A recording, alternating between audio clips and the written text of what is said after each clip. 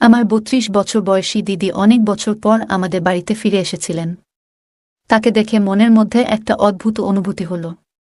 একসময় সে নিজের পছন্দমতো কাজের খোঁজে অন্য শহরে চলে গিয়েছিল। তখন বাবার সঙ্গে তার বিয়ে নিয়ে বেশ বড়সড় একটা তর্ক হয়েছিল। সেই রাগ আর অভিমানে সে বাড়ি ছেড়ে চলে যায়। দিদির বাড়ি আসার পর থেকে সে সবসময় আমার আশেপাশে ঘোরাঘুরি করত। একদিন সকালে আমি গোসল করে এসে দ্রুত জিন্স পরতে গিয়ে সমস্যায় পড়লাম। জিন্সটি এক জায়গায় আটকে গিয়ে খুব ব্যথা হচ্ছিল। ব্যথার কারণে আমি অসাবধানতাবশত মাকে ডাকতে শুরু করলাম। তবে মা তখন বাড়িতে ছিলেন না। আমার চিৎকার শুনে দিদি দৌড়ে আমার ঘরে এসে উপস্থিত হল। তার পরবর্তী আচরণ আমাকে চমকে দিয়েছিল। আমি লজ্জায় মাথা নিচু করে বললাম, দিদি, আমি নিজেই পারব। কিন্তু তিনি শান্তভাবে বললেন, লজ্জা পেলে সমস্যাটা আরও জটিল হতে পারে। আমাকে সাহায্য করতে দাও। আমি কিছু বললাম না, চোখ বন্ধ করে দাঁড়িয়ে রইলাম। তারপর হঠাৎ আমার দিদি ছিলেন অনেক সুন্দর, গায়ের রং ছিল অনেক ফর্সা। তার বয়স ৩২ হলেও তাকে দেখলে মনে হতো এখনও তার বয়স ১৮। কারণ তিনি তার শরীরের অনেক যত্ন করতেন, যা তাকে অনেক আকর্ষণীয় করে তুলত। জানি না কেন তিনি এখনও বিয়ে করেননি। আমার নাম ঈশান। আমি ১০ম শ্রেণীর ছাত্র। আমার জীবন অন্য সাধারণ শিশুদের মতো ছিল না, কারণ বাবা মা দুজনেই কর্মজীবী। বেশিরভাগ সময় বাড়ি ফাঁকা থাকত, বিশেষ করে দুপুরে স্কুল থেকে ফিরে নিজেকে একা পেতাম। প্রায়ই ভাবতাম যদি কেউ থাকত যে আমার অপেক্ষায় থাকত, কিন্তু বাস্তবতা ছিল অন্যরকম। একদিন হঠাৎ আমার দিদি প্রিয়া বাড়ি ফিরে এলো। অনেকদিন ধরে সে অন্য শহরে পড়াশোনা এবং চাকরি করছিল। বাড়ি ফেরার পর থেকে সে আমার সঙ্গে সময় কাটাতে শুরু করল। স্কুল থেকে ফিরে দেখতাম সে আমার অপেক্ষায় বসে আছে। আমরা গল্প করতাম, একসঙ্গে খেতাম, সময় কাটাতাম। একদিন আমি বইপত্র গুছাতে গিয়ে সমস্যায় পড়ি। দিদি হেসে এসে বলল, তুমি এত এলোমেলো কেন? সে গুছিয়ে দিয়ে বলল, এভাবে একটু ঠিকঠাক চললে তো ভালো হয়। ধীরে ধীরে আমাদের দিনগুলো সুন্দর হয়ে উঠল। দিদি আমার জীবনের শূন্যতাগুলো পূরণ করল। তার বয়স ৩২ বছর, এখনও বিয়ে হয়নি। বাবা জানালেন সে কিছুদিন আমাদের সঙ্গে থাকবে। এই খবর যেন আমার জীবনে নতুন আলো নিয়ে এলো। অবশেষে আমার পাশে কেউ থাকবে, আমার গল্প শুনবে এবং যত্ন নেবে। বাড়ির দরজা পার হওয়ার সঙ্গে সঙ্গেই দিদি আমাকে দেখে গলা জড়িয়ে ধরল। সে হাসিমুখে বলল, তুই তো অনেক বড় হয়ে গেছিস ঈশান। তার কণ্ঠে এমন একটা মমতা আর ভালোবাসা ছিল, যেন আমি পৃথিবীর সবচেয়ে সুখী মানুষ। ওই মুহূর্তের অনুভূতি আমি কোনো কথায় প্রকাশ করতে পারব না। বাবা দিদির থাকার জন্য আমার ঘরে ব্যবস্থা করলেন। প্রথমে একটু অস্বস্তি লাগলেও, কারণ আমি কখনো আমার ঘর কারোর সঙ্গে ভাগ করিনি। দিদির সঙ্গে ঘর শেয়ার করা আমার জন্য এক অন্যরকম অভিজ্ঞতা হল। আমি খুশি মনে রাজি হয়ে গেলাম। দিদি আসার পর থেকেই আমার জীবনে অনেক পরিবর্তন এলো। দুপুরে স্কুল থেকে বাড়ি ফিরে আমি দেখতে পেতাম দিদি দরজার সামনে আমার জন্য অপেক্ষা করছে। আমি ঘরে ঢুকতেই সে আমার স্কুল ব্যাগটা নিয়ে বলতো, আগে হাত ধুয়ে নে, তারপর খেতে বসবি। তার এই যত্ন আর ভালোবাসা আমার দিনগুলোকে আরও সুন্দর করে তুলেছিল। আমাদের সময়টা কাটত গল্প, হাসিঠাট্টা আর স্মৃতিচারণে। দিদি আমার পড়াশোনা এবং অন্যান্য বিষয়ে আমাকে সাহায্য করত।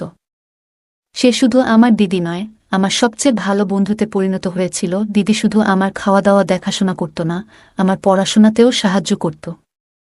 এমনকি আমার হোমওয়ার্ক করতেও পাশে থাকত। আমি জানতাম দিদি বাড়িতে আসার পেছনে আরেকটি বড় কারণ ছিল। কয়েক মাস আগে আমার থাইরয়েড রোগের সমস্যা ধরা পড়ে। আমার বয়সে এটি খুবই অস্বাভাবিক ছিল এবং আমার জন্য একটি বড় ধাক্কা। এই রোগের চিকিৎসার জন্য আমাকে প্রতিদিন থাইরয়েডের ইনজেকশন নিতে হতো। একজন পুরুষ নার্স প্রতিদিন দুপুরবেলা আমার বাড়িতে এসে আমাকে ইনজেকশন দিত। সে খুব দায়িত্ব নিয়ে তার কাজ করত।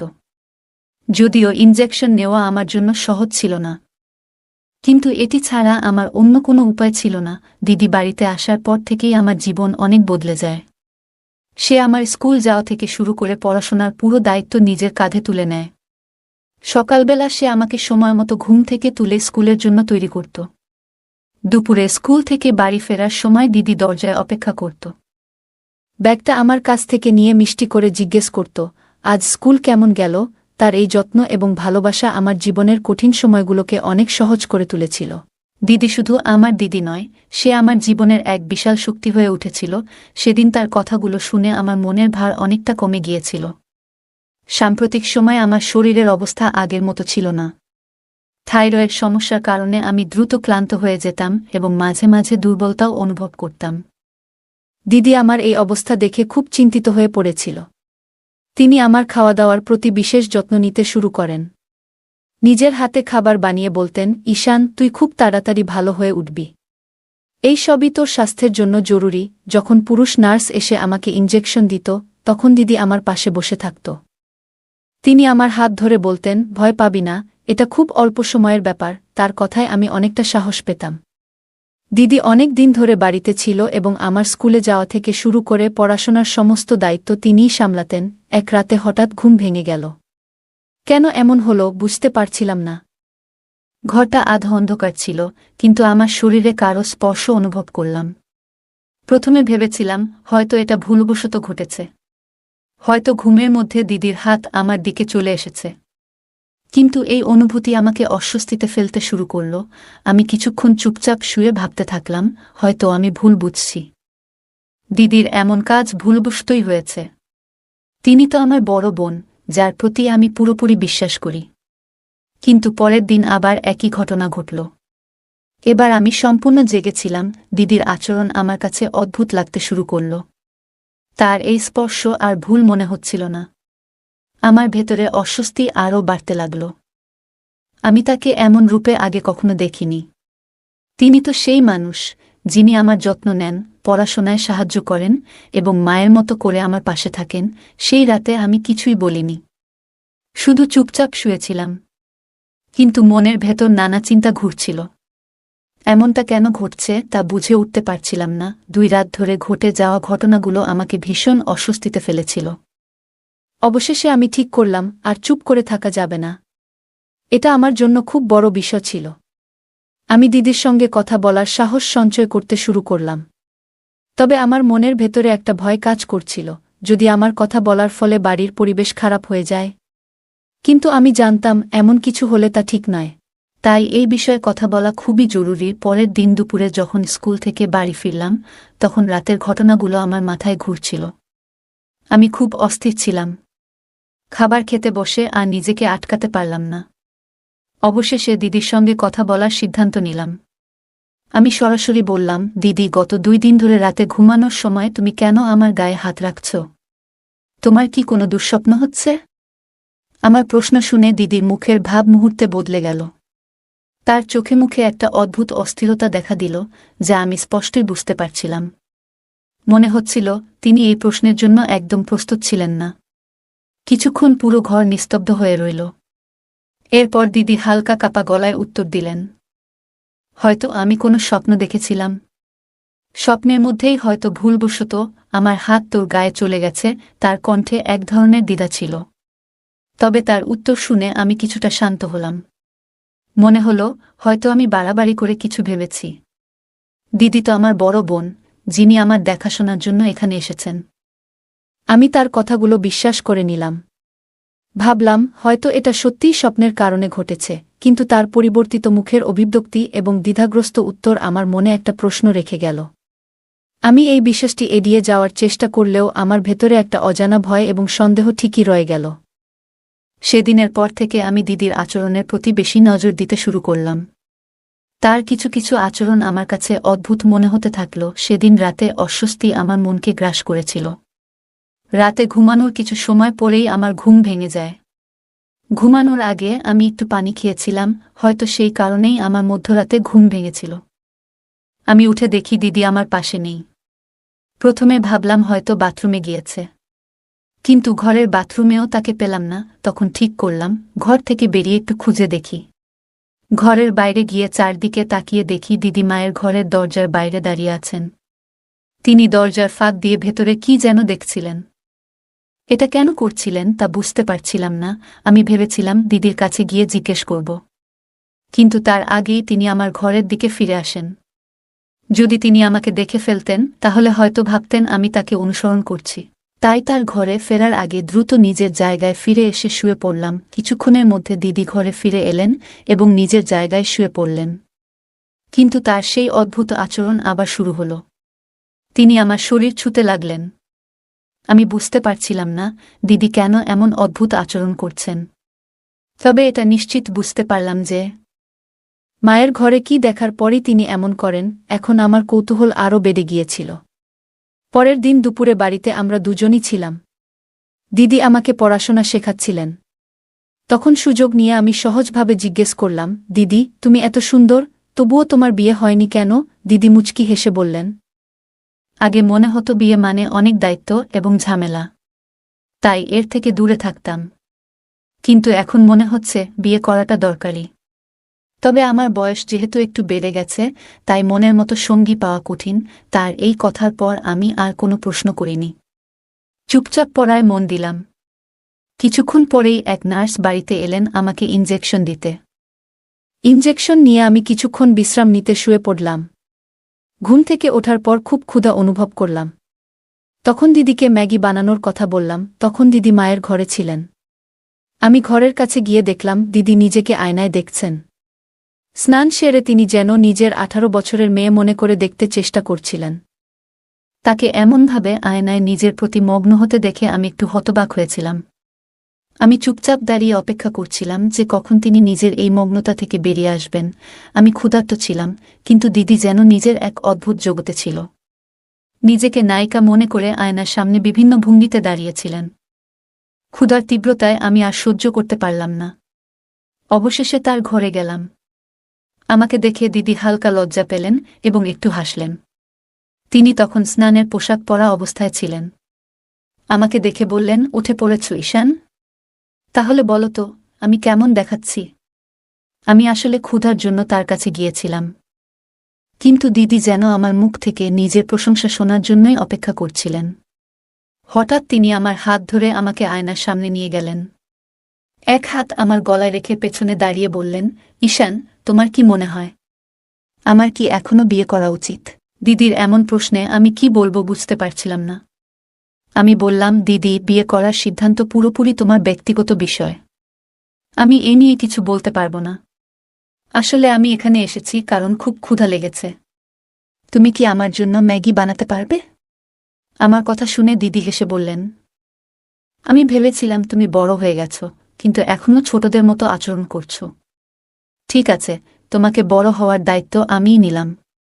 তুমি এখানে বসো, আমি প্রস্তুত হয়ে আসছি। আমি সেই ঘর থেকে বেরিয়ে এলাম। কিছুক্ষণ পর তিনি আমার জন্য ম্যাগি বানিয়ে আনলেন। সেই রাতেই আমি সিদ্ধান্ত নিলাম, মায়ের ঘরে ঠিক কী হচ্ছে তা জানার জন্য আমাকে সেখানে নজর রাখতে হবে। রাতে শোয়ার পর কিছুক্ষণ ঘুমের ভান করলাম। তারপর হঠাৎই বকবক করতে শুরু করলাম, পানি কোথায়? খুব পিপাসা লেগেছে। এমনটা করছিলাম যেন দিদি বুঝতে পারে আমি সত্যিই পানি খুঁজছি। ঘরে পানি না পেয়ে আমি বললাম, মনে হচ্ছে কিচেন থেকে পানি আনতে হবে। সবকিছু আমি ইচ্ছে করেই করছিলাম, কারণ আমি নিশ্চিত ছিলাম দিদি জেগে আছেন। তার আচরণ বুঝতে আমার এই পরিকল্পনা ছিল। আমি বুঝতে চেয়েছিলাম দিদির মনে আসলে কি চলছে। রাতের সময় পানি খুঁজতে ঘর থেকে বেরোলাম। তবে রান্নাঘরের দিকে না গিয়ে আমি মায়ের ঘরের দিকে পা বাড়ালাম। দরজাটা সামান্য খোলা ছিল। আমি ভেতরে উকি দিয়ে যা দেখলাম তাতে কিছু বিষয় স্পষ্ট হয়ে গেল। মা আর বাবা একসঙ্গে বসেছিলেন। বাবা মাকে আলতো করে কাছে টেনে নিচ্ছিলেন। এই দৃশ্য দেখে আমার মনের মধ্যে কিছু চিন্তা পরিষ্কার হতে শুরু করল। আমি তখন চুপচাপ নিজের ঘরে ফিরে এলাম। ঘরে এসে দেখলাম দিদি আগের মতোই শুয়ে আছে। তবে আমি নিশ্চিত ছিলাম সে ঘুমিয়ে নেই। তার মনেও নিশ্চয়ই কিছু চলছিল। আমি ঠিক করলাম এই বিষয়টি দিদির সঙ্গে কথা বলতে হবে। অনেক দিন ধরে যা চলছে তা আমাকে মানসিকভাবে খুবই অস্বস্তিতে ফেলেছিল। সেই রাতে আমি ঘুমাতে পারলাম না। বারবার মাথায় ঘুরছিল দিদির অদ্ভুত আচরণ আর মায়ের ঘরে দেখা সেই দৃশ্য। এরপর 3 দিন কেটে গেল। আমার গ্রীষ্মের ছুটি শুরু হতে চলেছে। মা বাবা ছুটির জন্য একটি ভ্রমণের পরিকল্পনা করলেন। তবে সেই ভ্রমণ ছিল শুধু তাদের জন্য। তারা বললেন, আমার সামনে বোর্ড পরীক্ষা রয়েছে। এই সময়টা পড়াশোনার জন্য কাজে লাগানো উচিত। আমি অনেক বুঝিয়েও তাদের সঙ্গে যেতে রাজি করাতে পারলাম না। মা বাবা বললেন, ঈশান, এই সময়টা তোমার জন্য খুব গুরুত্বপূর্ণ, তোমার পড়াশোনায় মনোযোগ দেওয়া উচিত। 3 দিন পর আমার ছুটি শুরু হতেই মা বাবা তাদের ভ্রমণে বেরিয়ে গেলেন। বাড়িতে আমি আর দিদি একাই রয়ে গেলাম। মা বাবা চলে যাওয়ার পর দিদি কিছুটা উদাসীন হয়ে পড়ল। আমি তার পাশে গিয়ে বসে হাসতে হাসতে বললাম, দিদি, এখন তো তোমারও বিয়ে করার ইচ্ছে হচ্ছে, তাই না? এখানে এসে মা বাবাকে একসঙ্গে দেখে নিশ্চয়ই মনে হয় তোমারও এমন একজন থাকা উচিত যে তোমাকে ভালোবাসবে। আমার কথা শুনে দিদির চোখে পানি চলে এলো। সে কান্নার মধ্যে বলল, ঈশান, তুমি সত্যিই আমার মনের কথা বুঝে ফেলেছ। এরপর সে তার মনের কথা বলতে শুরু করল। সেদিন সকালে দিদি হঠাৎ আমাকে জড়িয়ে ধরে বলল, তুমি তো অনেক বড় হয়ে গেছ। আমি এতদিন ভেবেছিলাম তুমি এখনো ছোটই আছো, কিন্তু তোমার কথাগুলো শুনে মনে হলো তুমি এখন সত্যিই একজন পরিপক্ক মানুষ। তারপর দিদি বলল, তোমার কি সত্যিই মনে হয় এই বয়সে আমাকে কেউ পছন্দ করতে পারে? দিদির এই প্রশ্নের কোনো উত্তর আমার কাছে ছিল না। তবে সেই দিনের পর থেকে দিদির আচরণে এক আশ্চর্য পরিবর্তন দেখা দিল। দিদি মায়ের কিছু স্টাইলিশ পোশাক পরতে শুরু করলেন। দিদিকে ওই রকম পোশাকে দেখলে আমারও চোখ আটকে যেত। বিশেষ করে যখন তিনি মেকআপ করে সেজেগুজে আসতেন, তখন তিনি আমার কাছ থেকে প্রশংসা শোনার জন্য অপেক্ষা করতেন। শুধু তাই নয়, মাঝে মাঝে আমার সঙ্গে ছবি তুলতে চাইতেন এবং ইচ্ছাকৃতভাবে আমার কাছাকাছি থাকতেন। তার আচরণ আমার মনে কিছুটা অস্বস্তি তৈরি করেছিল। তবে আমি কিছু বলিনি। একদিন সকালে আমি গোসল করে এসে দ্রুত জিন্স পরতে গিয়ে সমস্যায় পড়লাম। জিন্সটি এক জায়গায় আটকে গিয়ে খুব ব্যথা হচ্ছিল। ব্যথার কারণে আমি অসাবধানতাবশত মাকে ডাকতে শুরু করলাম। তবে মা তখন বাড়িতে ছিলেন না।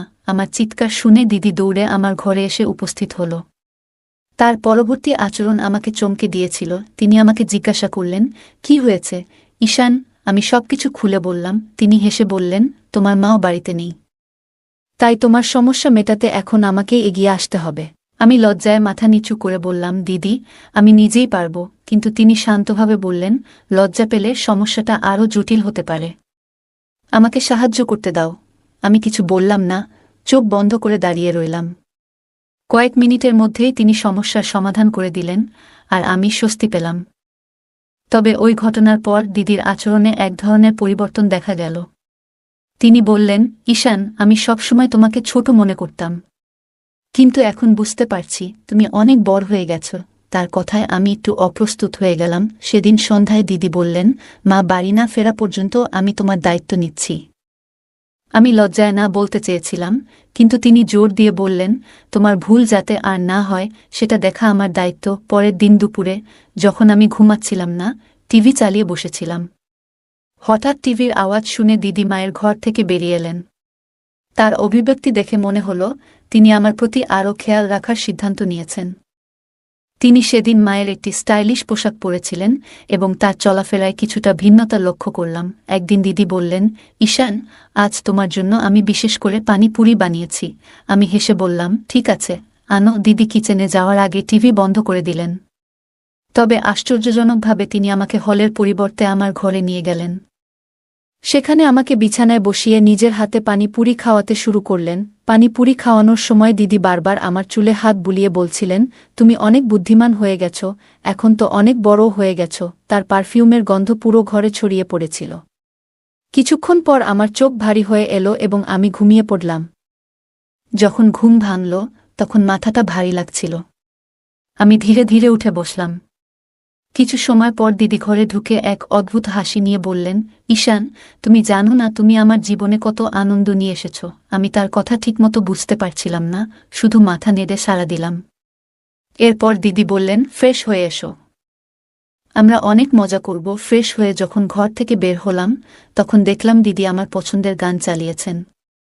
সাধারণত তিনি ড্যান্স বা ডিজে গান একেবারেই পছন্দ করতেন না, কিন্তু সেদিন তিনি নিজেই আমার হাত ধরে বললেন, চলো নাচি। আমাকে ড্যান্স শেখাতে শেখাতে দিদি বললেন, তোমার সাথে আজ এত মজা হচ্ছে, মনে হচ্ছে দিনগুলো খুব সুন্দর হয়ে গেছে। দিন যেতে লাগলো এবং আমি বুঝতে পারছিলাম না কেন দিদি এত খুশি থাকছেন। তবে প্রতিদিন দুপুরে ঘুম থেকে ওঠার পর শরীরটা ক্লান্ত লাগত। আমি যখনই জিজ্ঞাসা করতাম, দিদি মুচকি হেসে বলতেন, তুমি আমাকে আজও অনেক খুশি করেছ। আমি বুঝতে পারছিলাম না কিভাবে আমি তাকে খুশি করছি। তবে আস্তে আস্তে তার সাথে কাটানোর সময় আমাকে ভালো লাগতে শুরু করল। শুরুতে কিছুটা অস্বস্তি থাকলেও ধীরে ধীরে আমি দিদির আচরণে অভ্যস্ত হয়ে পড়লাম। আমাদের সম্পর্কের মধ্যে এক ধরনের নতুনত্ব আসতে লাগল। কিন্তু এই পরিবর্তন কোথায় গিয়ে দাঁড়াবে তা তখনও আমি বুঝতে পারিনি। আমার জীবনে এমন একটি ঘটনা ঘটেছিল যা আমাকে এবং আমার পরিবারকে পুরোপুরি হতবাক করে দিয়েছিল। হঠাৎ করেই আমার শরীরে কিছু পরিবর্তন অনুভব করতে শুরু করলাম। মাথা ঘোরা, দুর্বলতা, এসব অনুভূতি ক্রমশ বাড়তে লাগল। বাড়ির লোকজন আমাকে তৎক্ষণাৎ হাসপাতালে নিয়ে গেল। যখন আমার চোখ খুলল, তখন বুঝতে পারলাম আমি প্রায় 1 মাস ধরে আইসিইউতে ছিলাম। এই 1 মাস ছিল আমার জীবনের সবচেয়ে অজানা এবং জটিল সময়। ডাক্তাররা জানালেন আমার অসুস্থতার কারণ একটি বিরল মানসিক সমস্যা। তারা আরও বললেন আমি বাস্তবতা থেকে নিজেকে দূরে সরিয়ে আমার কল্পনার একটি পৃথক জগৎ তৈরি করেছিলাম। ডাক্তাররা আমার বাবা মায়ের সঙ্গে কথা বলে তাদের জানালেন আপনারা নিজেদের কাজে এতটাই ব্যস্ত ছিলেন যে ছেলের মানসিক এবং আবেগগত অবস্থার দিকে সঠিক সময়ে নজর দিতে পারেননি। এটি তার অসুস্থতার প্রধান কারণ। তারা আরও জানালেন ছেলে একটি বিভ্রান্তিকর ধারণার মধ্যে আটকে গিয়েছিল। তার মনে হয়েছে ভালোবাসা কেবলমাত্র নির্দিষ্ট সম্পর্কের মধ্যেই সীমাবদ্ধ। তার বয়স এবং আবেগের পরিবর্তনের সময়ে সে সঠিক দিক নির্দেশনা পায়নি। এই কথাগুলো শোনার পর আমার মা বাবা খুবই অনুশোচনা করলেন। তারা বুঝতে পারলেন যে আমার মানসিক স্বাস্থ্যের প্রতি তাদের আরও মনোযোগী হওয়া উচিত ছিল। পরবর্তীতে আমি আমার কল্পনার দুনিয়া থেকে বেরিয়ে বাস্তব জীবনে ফিরে আসার জন্য ধীরে ধীরে চেষ্টা করতে শুরু করলাম। আমার পরিবার আমাকে সঠিকভাবে সমর্থন করল এবং একসময় আমি আবার স্বাভাবিক জীবনে ফিরে আসতে সক্ষম হলাম। সে আমাকে খুবই প্রভাবিত করেছিল। যখন আমি তাকে এবং তার ভালোবাসার মানুষকে একসাথে দেখতাম, তখন মনে হতো যেন আমি তাদের জীবনযাত্রার অংশ হয়ে গিয়েছি। এসব দেখে আমার মনের সম্পর্কে এবং ভালোবাসা নিয়ে ভুল ধারণা তৈরি হতে শুরু করেছিল। এরপর আমি আমার মোবাইল ফোনে অপ্রয়োজনীয় এবং ভুল বিষয় দেখতে শুরু করলাম, যা ধীরে ধীরে আমাকে ভুল পথে নিয়ে যাচ্ছিল। এর প্রভাব আমার শরীর এবং মানসিক অবস্থার ওপর পড়তে শুরু করল। দিন দিন আমি আরও বেশি দুর্বল হতে লাগলাম। মাথা ঘোরা, ক্লান্তি, এসব অনুভূতি আমাকে ক্রমশ কাবু করে ফেলছিল। একসময় আমার অবস্থার গুরুতর অবনতি হলে বাড়ির লোকেরা আমাকে হাসপাতালে ভর্তি করিয়ে দিল। ডাক্তাররা পরীক্ষা নিরীক্ষা করে জানালেন আমার শারীরিক এবং মানসিক অবস্থার এই অবনতির জন্য আমার পরিবারও কিছুটা দায়ী। তারা সময়মতো আমার মানসিক অবস্থার প্রতি মনোযোগ দেয়নি। ডাক্তারদের কথাগুলো শুনে আমার মা বাবা খুবই ভেঙে পড়লেন। তারা বুঝতে পারলেন আমি কতটা সমস্যায় ছিলাম। সেই সময় আমার বড় বোনও সেখানে উপস্থিত ছিল। ডাক্তারের কথাগুলো শোনার সময় তার চোখে একটি ভিন্ন ধরনের অনুভূতির ছাপ ছিল। পরবর্তীতে যখন আমি আইসিইউ থেকে বাইরে এলাম, তখন আমার দিদির গলায় একটি নতুন হাড় দেখতে পেলাম। তখনই আমি বুঝতে পারলাম আমার অসুস্থতার সময় মায়বাবার উদ্যোগে দিদির বিয়ে সম্পন্ন হয়েছে। এটি আমার জন্য একদম অপ্রত্যাশিত ছিল। এটি জানার পর আমার মনের মধ্যে মিশ্র অনুভূতি তৈরি হল। আমি বুঝতে পারছিলাম না আমার মনের এই অনুভূতিগুলো ঠিক কিনা। এটি ছিল এমন একটি মুহূর্ত যেখানে আমি বাস্তবতা এবং নিজের আবেগের মধ্যে পার্থক্য করতে শিখছিলাম। আমার অনুভূতি এবং চিন্তাগুলো বোঝার প্রয়োজন ছিল। আমার অবস্থার দিকে তাকিয়ে দিদি আমার কাছে ক্ষমা চেয়েছিল। উনি বলেছিলেন, ঈশান, আমি তোমার যত্ন নিতে এসেছিলাম, কিন্তু আমি নিজেই আমার দুনিয়ায় হারিয়ে গিয়েছিলাম। তোমার মতো আমিও একা হয়ে পড়েছিলাম।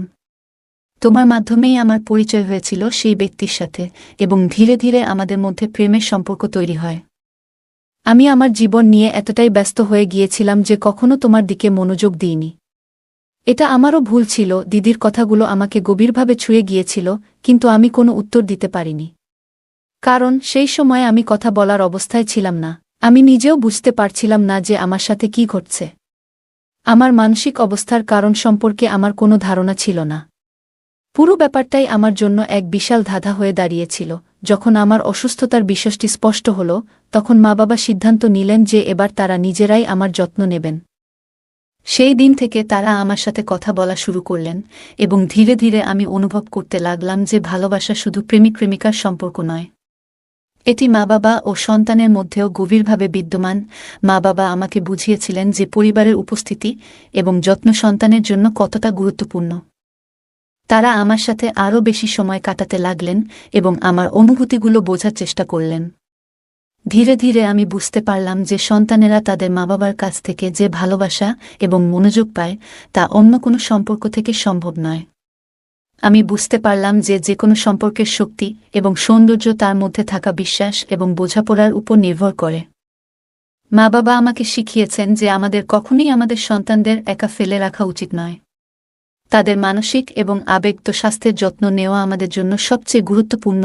আজকের দিনে অনেক মা বাবা আমরা ক্যারিয়ারের চাপে প্রায়ই সন্তানদের অনুভূতি ও প্রয়োজন উপেক্ষা করি, যা তাদের মানসিক স্বাস্থ্যে গভীর প্রভাব ফেলে। একাকিত্ব, বিষণ্ণতা এবং মানসিক সমস্যার শিকার হয় তারা। সন্তানদের সুস্থ ও সুখী রাখতে হলে তাদের সঙ্গে বন্ধুর মতো আচরণ করা, মনের কথা শোনা এবং মাঝে মাঝে ঘুরতে নিয়ে যাওয়া জরুরি। ছোট ছোট কাজ তাদের মানসিক শান্তি ও সুখ এনে দেয়। তাদের সঙ্গে সময় কাটানো, ভালোবাসা প্রদর্শন এবং মজবুত সম্পর্ক গড়ে তোলা তাদের মানসিক ও শারীরিক বিকাশের জন্য গুরুত্বপূর্ণ। মা বাবার সমর্থন সন্তানদের জীবনের চ্যালেঞ্জ মোকাবিলায় শক্তি যোগায়। তাই তাদের মানসিক স্বাস্থ্য ও সুখ আমাদের প্রথম অগ্রাধিকার হওয়া উচিত। বন্ধুরা, এই ছিল আজকের আমাদের ছোট্ট গল্প। কেমন লাগল আপনাদের? কমেন্টে জানাতে ভুলবেন না। যদি ভালো লেগে থাকে তাহলে অবশ্যই লাইক করুন এবং আপনার বন্ধুদের সাথে শেয়ার করুন। এরকম আরও সুন্দর গল্পের জন্য আমাদের চ্যানেলটি সাবস্ক্রাইব করুন এবং বেল আইকন চাপতে ভুলবেন না, যাতে আমাদের প্রতিটি নতুন গল্প আপনি মিস না করেন। ধন্যবাদ।